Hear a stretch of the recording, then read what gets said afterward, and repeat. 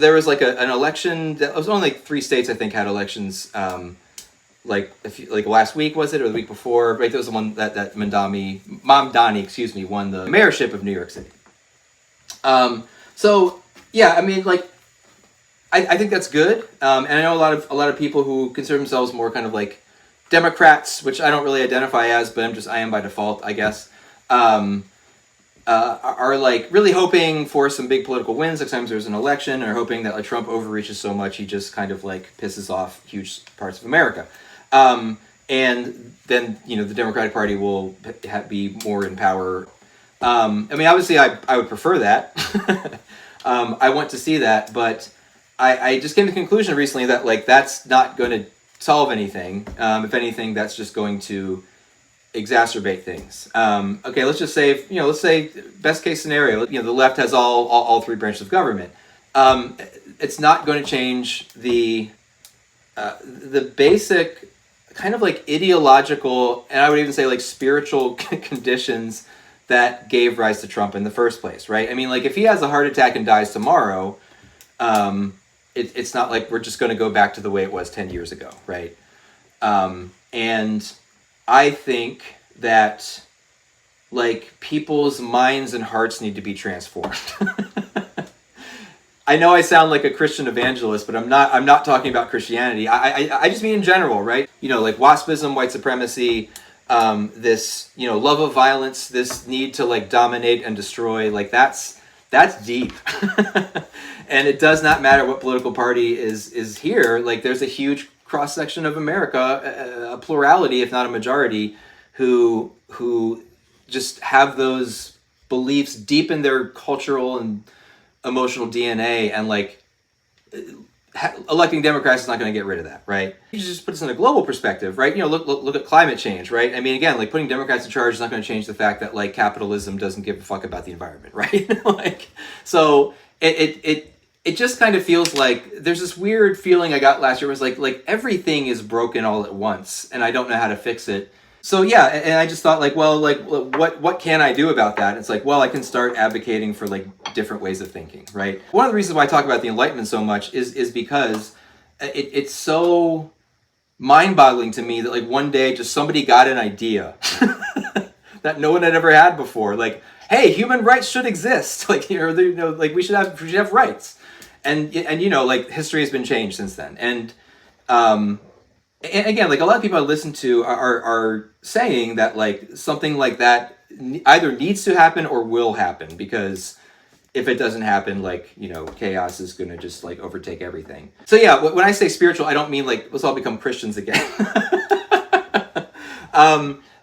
For me, spirituality has become like kind of a catch-all term for everything that is beautiful about just being alive and being human. So for me, spirituality, it could include traditionally spiritual things like meditation or prayer or like worshiping a deity, but like I'm thinking, like kindness, art, friendship, choosing to like make the world a more beautiful place instead of making it a more disgusting place, right? Like there are so many people in this country who don't understand that's what they're doing, right? They don't understand. It's like they think they're right. They think they're on the right side of history. They think they're on God's side, but they're just spreading shit and bile and disgustingness all over the place, right? And it's like, well, how do you change that? Well, you wake people up, right? You present an alternative narrative.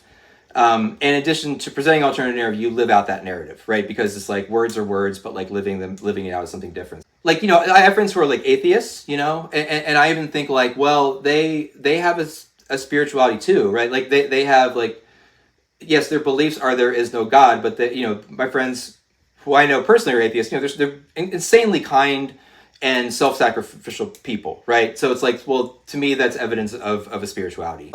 Very early on, human beings started to develop beliefs and rituals and practices and ideas that there's something larger and bigger out there. And again, even if you're an atheist, it's like, well, the larger and bigger thing, maybe that's love, maybe that's humanism, maybe that's just kindness, right? Like there are so many different ways to be spiritual, and I think like part of what I'm thinking in terms of spiritual revolution is like more people just like asking like what does spirituality mean for me? Like what does it for me? What makes me feel more connected to the world? And like doing that in kind of almost like hyper individualistic ways, but like hyper individualistic ways in like a larger community. So I think you both know, but just quick refresher. I grew up super fundamentalist Christian. People were surprised how long I hung on to. I was still going to church in 2020 when the pandemic hit. My wife and I pretty much like had stayed at our church like a good decade beyond the expiration date when we should have left. But we both grew up really Christian. Our kid was really young. There's free kid stuff there. All of her friends were there. So it was like, we like these things, but like these things we don't like, we'll just like pretend they're not there, right? So long story short, during the pandemic, we thought really hard and said, we can't do this anymore. And we left. And I loved leaving. I still do. I feel more free than I ever have in my life. But my wife is still to this day really kind of mourns it because all of her friends were there, and specifically having a place to go every week. Like that doesn't exist anywhere else that I know of. Like every single week, the same people are there. Unless it's like a bowling club or something, like, or whatever, or like an improv comedy team. But like there really isn't any other avenues but like church. So one day she's saying like, oh, I really, she said something like, she said jokingly, she was like, we should start a cult. And I was like, no. And she was like, no, we should start an attendance cult. And I was like, what does that mean? She was like, well, it's a cult where you don't have to believe anything. All you have to do is show up every week. And like, that like really, this was like a year and a half ago. That like stuck in my head. And I was just like, that is such a good idea. So eventually it came from like a kind of an offhanded joking statement to like I really want to do this. So over the summer I approached people, and there's a team of friends and acquaintances of mine who are putting this thing together. We're going to launch it in January. But we're basically starting like an alternative spiritual community in which there is no requirement for belief.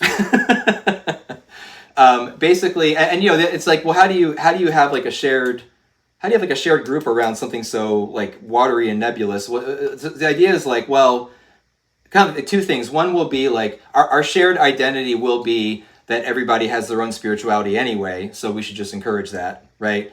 That's number one. Number two would be like a place of like open spiritual curiosity and inquiry, right? So it's like, however many spiritual beliefs represented in the room, like they're all fair game in terms of like discussions and sharing and like and whatnot, and also kind of like a strict no evangelism policy.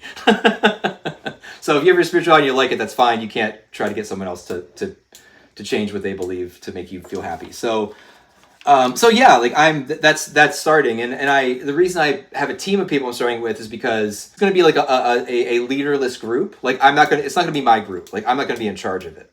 So it's going to be like a kind of a pure experiment in democracy. We have kind of a set thing we're going to do, at least for the first month, and then after people get comfortable, it's like, what do we want to do something different? Do we want to change it? Do we want to like what do you want to add, take away, all that stuff? When I say like a new spiritual, like people returning to spirituality, like that's what I mean. Like thinking about what's happening now, not just as like awful things happening, but like as a deep and profound, like a full scale assault on like humanity, right? It really is what I think the MAGA movement is. It's like total dehumanization and disregard for other people's dignity. I don't think you're going to debate your way out of that. I think what you need to do is say, okay, here's a different way to do things. I'm going to promote it. I'm going to live it out. I'm going to create communities that demonstrate it, and I'm going to like let other people see it and see what happens.